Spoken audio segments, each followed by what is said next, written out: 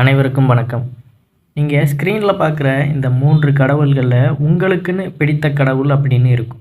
அந்த கடவுளை நீங்கள் டச் பண்ணுவதன் மூலம் உங்களுடைய குணநலன்கள் நீங்கள் இப்படித்தான் இருப்பீங்க அப்படிங்கிறத இந்த பதிவில் நான் சொல்ல போகிறேன்.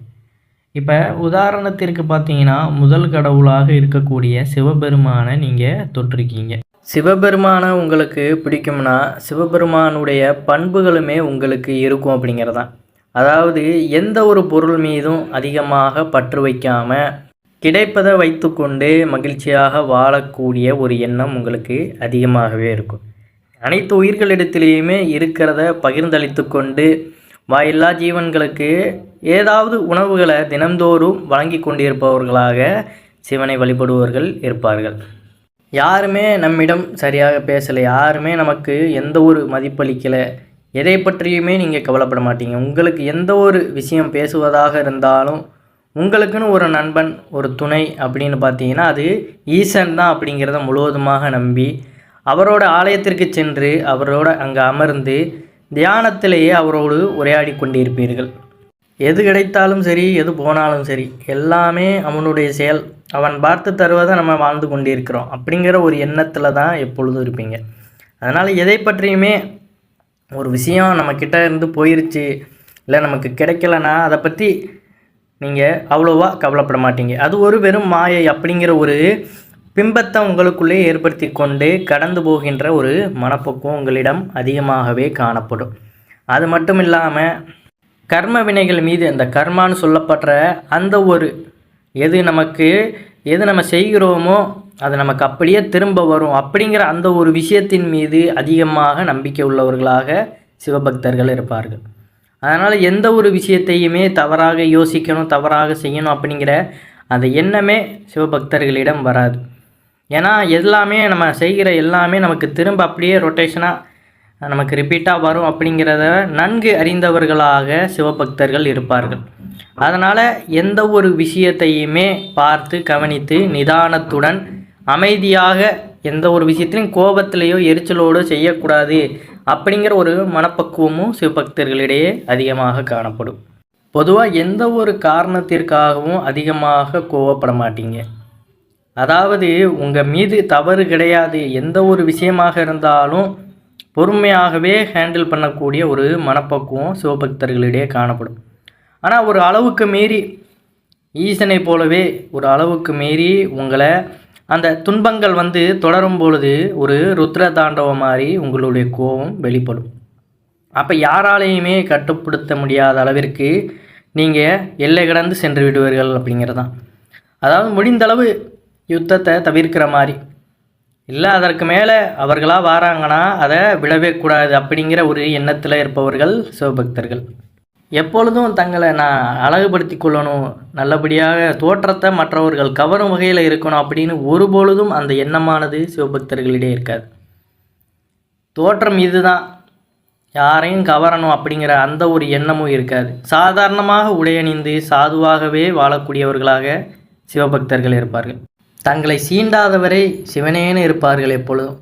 சீண்டினால் அதற்கப்புறம் பார்த்தீங்கன்னா இவர்களுடைய அந்த ருத்ர தாண்டவம் அவர்களுக்கு பெரிய துன்பத்தை ஏற்படுத்திவிடும் அப்படிங்கிறதான்.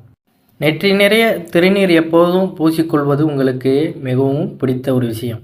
கழுத்தில் ருத்ராட்சம் இப்படின்னு சிவனாகவே மாறிவிடக்கூடிய தன்மையை உங்களுக்குள்ளே ஏற்படுத்தி கொள்வீர்கள். டெய்லி பக்கத்தில் எங்கிட்டாவது சிவன் கோயில் இருக்குன்னா அந்த கோவிலுக்கு போகாமல் அன்றைய நாளை நீங்கள் தொடங்கவே மாட்டீங்க. காலையிலையோ இல்லை மாலையிலையோ எப்படியாவது ஒரு முறையாவது அந்த கோவிலில் உள்ள இறைவனை பார்த்து விட்டு தான் நீங்கள் செல்வீங்க. ஒரு நாள் நீங்கள் பார்க்கலனாலும் உங்களுக்கு அது ஏதோ மனதில் சங்கடத்தை ஏற்படுத்த வகையில் இருக்கும்படியாக ஃபீல் பண்ணுவீங்க. இப்படியான பல நல்ல குணநலன்களையும் நல்ல விஷயங்களையும் சிவபக்தர்கள் கொண்டுள்ளார்கள். அனைத்து உயிர்களிடத்திலையுமே, அது மனிதர்களாக இருந்தாலும் சரி, மிருகங்களாக இருந்தாலும் சரி, அனைத்து உயிர்களிடத்திலையுமே அன்பு செலுத்தக்கூடிய ஒரு தன்மை கொண்டவர்கள். சிவனை பிடித்தவர்கள் இத்தனைய தன்மை கொண்டவர்களாக இருப்பார்கள். இதுவே உங்களுக்கு முருகப்பெருமான அதிக அளவில் பிடிக்கும்னா எப்பொழுதும் ஒரு சுறுசுறுப்பான தோற்றத்தோடு எதிலும் ஒரு வீரம் கலந்த துணிச்சலோடு செயல்படுபவர்களாக இருப்பார்கள். எந்த ஒரு விஷயத்திலேயுமே அந்த ஒரு துணிச்சலும் விவேகமும் வீரமும் சேர்ந்து எதையுமே அந்த துணிவோடு எதிர்கொள்கின்ற ஒரு சக்தி வாய்ந்தவர்களாக முருகப்பெருமானை வழிபடுபவர்கள் இருப்பார்கள். எந்த ஒரு விஷயத்தையுமே விடாமுயற்சியோடு செய்து அதில் எப்படியாவது வெற்றி கண்டுவிடணும் அப்படிங்கிற ஒரு தன்னம்பிக்கை முருக பக்தர்களிடையே அதிகமாக காணப்படும். எதிலையுமே பின்வாங்கணும் அப்படிங்கிற அந்த ஒரு எண்ணமானது முருக பக்தர்களிடம் இருக்காது. எதையும் துணிஞ்சு வருவது வரட்டும் அப்படிங்கிற ஒரு எண்ணம் தான் தவிர மற்ற எதிலையுமே பின்வாங்கணும் அப்படிங்கிற அது இருக்காது. எந்த ஒரு விஷயமாக இருந்தாலும் அதை பேச்சில் நிரூபிக்காமல் செயலில் முதல்ல நிரூபிச்சுட்டு அதுக்கப்புறம் தான் பேசுவீங்க. அதாவது உங்களை ஏதாவது உதாசீனப்படுத்துகிறாங்க, இல்லை உங்களை ஏதாவது ஏளனப்படுத்துகிறாங்கன்னா அவர்களுக்கு பேச்சின் மூலமாக அந்த பதிலை காட்டுவதை விட செயலில் தான் நம்ம அதில் ப்ரூவ் பண்ணணும் அப்படின்னு அந்த செயலை சிறப்பாக செஞ்சு அவர்கள் முன்னாடி நீங்கள் தலை நிமிர்ந்து நிற்பீர்கள் அப்படிங்கிறதான். காதல் வாழ்க்கை, திருமண வாழ்க்கை, அதற்கப்புறம் பெற்றோர்கள், இப்படி அனைவரிடமுமே உங்களுடைய துணையாக இருக்கட்டும், கூட பிறந்தவர்கள், இப்படி யாராக இருந்தாலுமே அவர்களிடம் ஒரு இணை பிரியாத அன்பு எப்பொழுதுமே இருந்து கொண்டு இருக்கும். அதிலும் முருகபக்தர்கள் காதல் வாழ்க்கையில் பார்த்தீங்கன்னா சிறந்து விளங்குவார்கள் அப்படிங்கிறதான். திருமண வாழ்க்கையை கொண்டு செல்வதிலும் எப்பொழுதுமே நல்லபடியான ஒரு சூழலை தங்களுக்குள்ளே தக்க வைத்து கொள்வார்கள். அனைத்து விதமான அனைவர்களிடமும் தங்களுடைய குடும்பத்தார்கள் அனைவரிடமும் இணைபிரியாத ஒரு அன்புகளை வெளிப்படுத்தி கொண்டே இருப்பார்கள். சிறியவர்களாக இருந்தாலும் சரி, வயதிற்கு மூத்தவர்கள் யாராக இருந்தாலுமே அந்த துணிச்சலோடு பேசும் ஒரு தைரியம் இவர்களிடத்தில் காணப்படும். அதாவது சிவபெருமானுக்கு எப்படி பாடம் சொல்லி தந்தாரோ முருகப்பெருமான், அந்த அளவிற்கு யாரிடமும் எதையும் மறைமுகமாக பேசக்கூடாது, எதாக இருந்தாலும் வெளிப்படையாக அதை டப்புன்னு பேசிடணும் அப்படிங்கிற அந்த ஒரு குணம் இருந்து கொண்டே இருக்கும். அதனால் உள்ளே ஒன்று வச்சுக்கிட்டு வெளியே ஒன்று பேசணும் அப்படிங்கிற அந்த இடமிற்கெல்லாம் இடம் கொடுக்க மாட்டீருங்க. எப்போதுமே அந்த வெட்டு ஒன்று துண்டு ரெண்டு அப்படிங்கிற மாதிரி சட்டு எதாக இருந்தாலும் மனசில் உள்ளதை பேசி முடித்து விடுவீர்கள் அப்படிங்கிறதான் நிதர்சனமான ஒரு உண்மை. அது மட்டும் இல்லாமல் எப்பொழுதுமே அந்த துணிவோடு இருப்பதனால எல்லோரையுமே வழிநடத்தி ஒரு போராட்ட குணத்தோடு செயல்படுவீர்கள். ஒரு தலைவன் போல, எல்லாருக்குமே ஒரு தலைவன் போல செயல்படக்கூடியவர்களாக முருக பக்தர்கள் இருப்பார்கள். அனைவருமே சரிக்கு சமமாக வழிநடத்தி அனைவரிடத்துலையுமே நல்ல ஊக்கமளித்து அனைவருமே நல்ல பாதைக்கு கொண்டு செல்வதில் முருக பக்தர்கள் ஒரு தனித்தன்மையோடு சிறந்து விளங்குவார்கள் அப்படிங்கிறது தான் நிதர்சனமான ஒரு உண்மை. இத்தகைய குணம் கொண்டவர்கள் முருக பக்தர்களாக இருப்பார்கள்.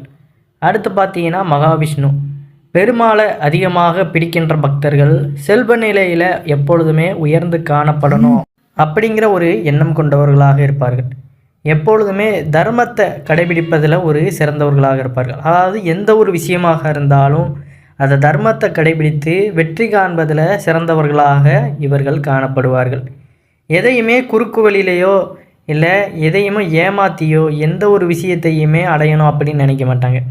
எதுவாக இருந்தாலும் தன் உழைப்பின் மூலமாக அதை வெற்றி காணணும், எப்போதுமே செல்வாக்கமிக்க ஒரு நபராக நம்ம செயல்படணும் அப்படின்னு விருப்பம் உள்ளவர்களாக இவர்கள் காணப்படுவார்கள்.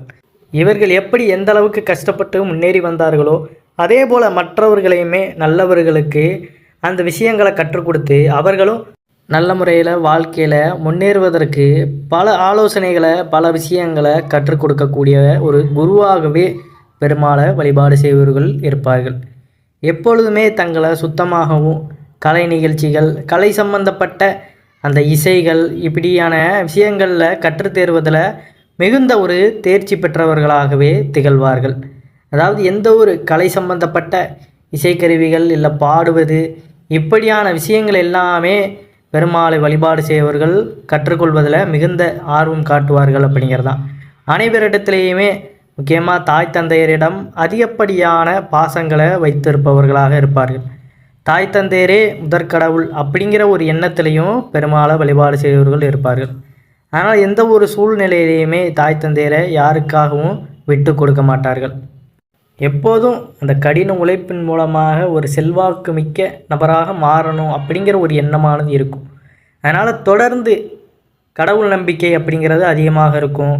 எந்த ஒரு விஷயம் செய்வதாக இருந்தாலும் உங்களுக்கு பிடித்த பெருமாளை வழிபாடு செய்துவிட்டு தான் அந்த விஷயத்தை தொடங்கணும் அப்படிங்கிற ஒரு நம்பிக்கையும் உங்களிடத்தில் அதிகமாக காணப்படும். இப்படியான குணம் கொண்டவர்கள் பெருமாளை வழிபாடு செய்பவர்களாக இருப்பார்கள். மேற்கூறிய 3 கடவுள்களில் உங்களுக்கு எந்த கடவுளை பிடிக்கும், கூறிய அந்த குணநலன்களும் உங்களுக்கு பொருத்தமாக இருக்கிறதா அப்படிங்கிறத நீங்கள் கீழே கமெண்ட் பண்ணுங்கள் மறக்காமல். இதுபோல் பல தகவல்களை தெரிந்து கொள்வதற்கு தொடர்ந்து நம்மளுடைய சேனலை சப்ஸ்கிரைப் பண்ணி சப்போர்ட் பண்ணுங்கள். மறக்காமல் இந்த வீடியோக்கும் ஒரு லைக் பண்ணிடுங்க.